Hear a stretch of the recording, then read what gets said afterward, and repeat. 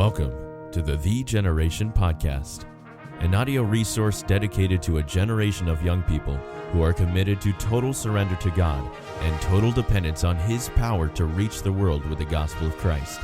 This podcast is designed to strengthen and encourage through a series of Bible-based practical talks.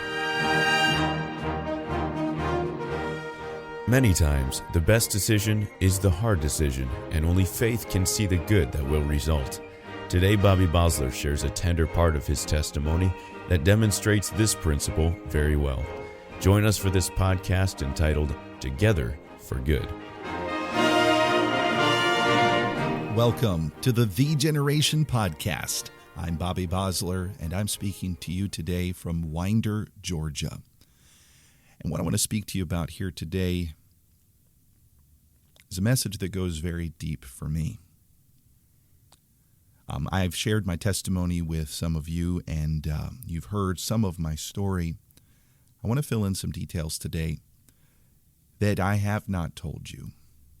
Now, I've told you that as a child, my mother passed away, that I got very angry with God. I spiraled into rebellion for years, and yet God in His grace and mercy recovered me, and God brought me to surrender as a teenager in high school. And God brought me through dealing with a number of hidden sins. God called me to preach, and He sent me to Bible college, and after Bible college, I launched out into the ministry, and many of you have had contact with me since then. And, I'm thrilled that God is using my life, but my story begins well before I was ever born. Before I dive into the rest of my story, my life verse has been Romans 8:28, which says, "And we know that all things work together for good to them that love God, to them who are the called according to His purpose." I've adopted that as my life verse a number of years ago because I felt like it is my life's message. Obviously, my life is about the gospel, but as far as the circumstances of my life and what's brought me here to this point, it has been the goodness of God. And God taking a story that should not have resulted in good, and God bringing much good through it. The year was 1984. Her name was Ruth. Ruth had had some very difficult years as a young teenager. God brought her back to Himself through the care of her parents and an academy in North Jersey where she received Bible instructions. And God really began to get a hold of her life. After high school, she went off to Bible college. In Bible college, her freshman year, she was soaking in the classes. She was soaking in the Bible teaching and preaching. And yet, as is a temptation in any Bible-saturated environment, it's easy to coast. And instead of digging into the Word yourself, and instead of having a vibrant relationship with God, it's very easy just to drift and let the classes be good enough for you in your walk with God.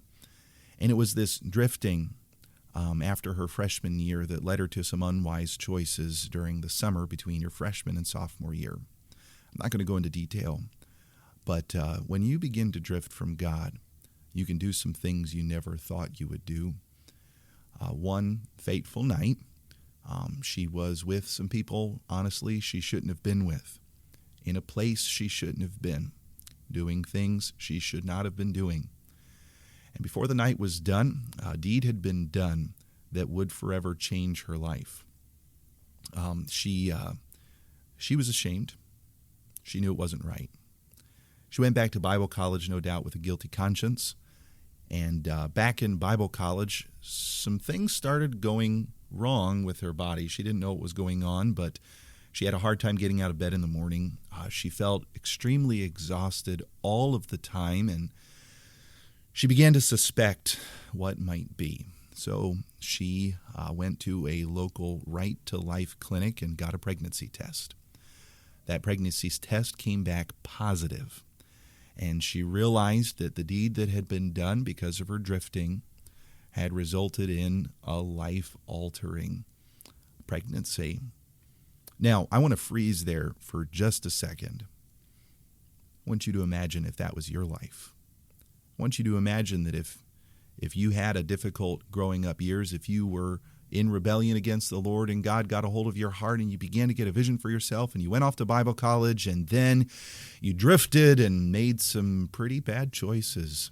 It'd be real easy to think that God's plan for your life was over. But I want you to know, God's plan for your life is not over, and it was not over for Ruth. You see, Ruth was at a crossroads. There were a number of things she could have done. She could have terminated the pregnancy, and nobody would have known. She could have gone back to doing what she had done before. She could have pursued the rest of her Bible college and finished and done whatever her heart desired to do after that. But she knew that wouldn't have been right. She knew that God values life from the moment of conception. She could have gone through with the pregnancy and kept the baby for herself. And some might argue that might have been a good thing to do. However, she knew that as someone who was in Bible college, she didn't have the financial resources to take care of a child. It would have likely resulted in her having to drop out of Bible college. It would have resulted in, a life for me. In case you haven't caught it by now, I was that baby. Of much hardship and challenge. And she didn't want that. She wanted to make sure that I would have what I needed. She would have wanted to make sure that I would have had two parents that loved me and would raise me for the Lord. And she felt that if she kept me, it would have been a selfish decision. And it would have been a decision that would have resulted and not God's will for my life. So she did what she felt was right. What I believe was right, what I know was the right decision to do. She chose to go through with the pregnancy. Her parents orchestrated for her to be able to spend some time in near Mount Joy, Pennsylvania, and in that area, in a safe environment, to finish her pregnancy and to have me at Lancaster General Hospital. And she furthermore decided that she would give me up to a family that loved God, to a family that had the financial resources to take care of me, to a family that would raise me for the Lord. And she worked with Bethany Christian Services, who gave her several profiles of different families that were candidates to take me. And she chose my parents for a number of different reasons, one of which was because they had a piano in their living room, and she wanted me to be raised musically, because she was a musical person, and she believed that genetics would result in me being a musical person, which, if you know me, I love to sing. I love music. And so she went through with her decision. I've read this to some of you in the letter that she gave to me. She said when she held me in her arms, it was the hardest thing she'd ever had to do, to go home from that hospital without me. And yet she knew it was the right thing to do. Can I say this, young people? She made a decision of faith. It was very difficult. It required surrender. It required a choice to do not what she felt like doing in the moment, not what she wanted to do, but what she knew was right. She gave me up for adoption, and many of you who've heard my story know the rest of the story. My parents adopted me. They loved me as their own. I never once struggled with bitterness or a feeling of illegitimacy. But instead, I knew that I was in this home because my parents chose me and they loved me. And I also knew that my birth mother, Ruth, that she loved me as well. And I knew that she had given me up, not because she didn't want me, but because she wanted the best for me. She made a choice of faith, young people. And in a moment of life where she could have thrown up her hands and thought, I might as well not even try to do right. God could never bless me now. Instead, she chose to do right and entrust me into the hands of God. She told me that her only hope was that I would be saved. Well, in case you haven't put two and two together now, back this last June, through a series of circumstances, I found myself, I realized that there was a pathway for me to find my mom. I prayed for months and months because I didn't want to just bowl into her life and wreck her life in case she hadn't told her family. I didn't know how me entering back into her life would affect things, and so I was very cautious. I spent time getting counsel from a number of different people, including my parents, and And in November of this last year, I believed that it was the right thing to do. I believed that God wanted her choice of faith and the blessings that resulted from it to come full circle and right back to her. And so I chose to initiate contact through the Bethany Christian Services, and one thing led to another, and the day after Christmas, we met for the first time. It was an emotional meeting, as you could imagine.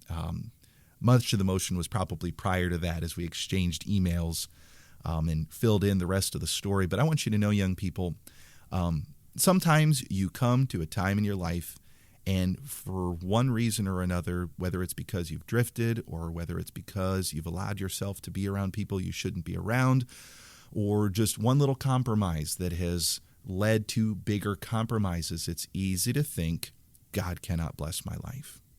It's easy to think, to throw up our hands, and instead of making right choices in the moment right now, to just plunge headlong into wrong choices. But my mom didn't do that. She made the right choice to give me up for adoption, and God blessed that. I'm now about ready to finish up my 8th year on the road full-time in evangelism. I've been able to preach the gospel to thousands, over 10,000 young people I've been able to preach the gospel to now. We've had, I think it's getting up probably around 2,800 young people have trusted Jesus Christ as their Savior. I would call that God working her choice together for good. Do you understand this, young people? I should not be in existence. I shouldn't be living right now. And yet, God took her choice, which she would admit now was a wrong choice.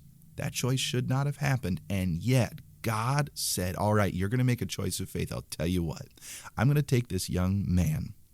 I'm going to call him to preach. I'm going to use him to show the devil what I can do even with the sinful choices that he leads people to make. And I'm going to use him to lead thousands of young people to Jesus Christ. Young people, wherever you are right now. And by the way, I do want to mention this. She's doing very well. God continued to work in her life. And though I think we would all say we've made sinful choices, even after we've made some right ones, God brought her to surrender. And God brought her to the place where now she's serving with her husband, who's a believer, in a Bible preaching church in northeastern Philadelphia, where she and her husband, they help take care of the church grounds. She leads several ladies' Bible study classes and Sunday school classes. She leads the children's choir. And she and her family want God to use their lives. My brother, he's currently studying the Bible in a Bible institute in New York State, and my sister's saved as well. And it's just a thrilling thing. And you know what? None of us are perfect, myself included. God has more. He's got more of a journey for every one of us ahead. But the thing that thrills me is that God took her choice of faith, and God worked it together for good. Literally, as Joseph said, to the saving of much people alive.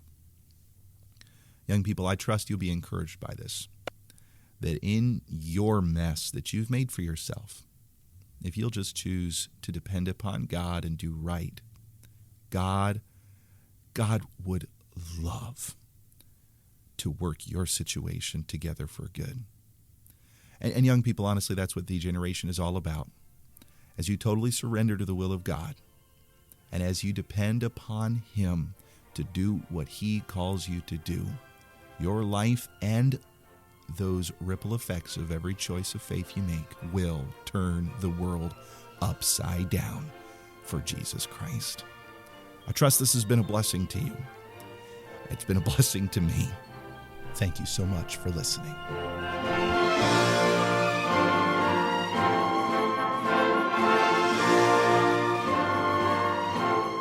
Thanks for joining us for this episode of the Generation podcast.